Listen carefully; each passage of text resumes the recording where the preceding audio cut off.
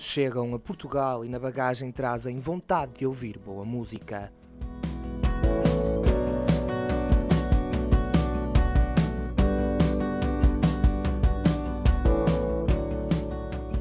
O Porto convida e o mundo vem ao festival Primavera Sound, no Parque da cidade. Depois de Barcelona, é agora a primeira vez da cidade invicta ser anfitriã do festival de música alternativa. Why did you come here? To visit the beautiful city of Porto and to visit the festival Primavera Sound. Do you like the bands that are going to play in the festival? Yeah, some of them, yeah. Os turistas que chegam ao aeroporto são recebidos num posto de turismo especial. O objetivo deste posto é o acolhimento.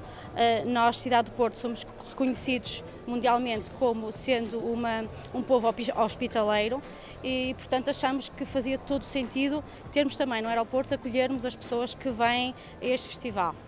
O Primavera Sound é uma verdadeira atração turística, já que 70% dos compradores dos bilhetes são estrangeiros. We're here for the festival. Only for the festival? Only for the festival, and obviously to look around. It's the first time we've ever been here, so.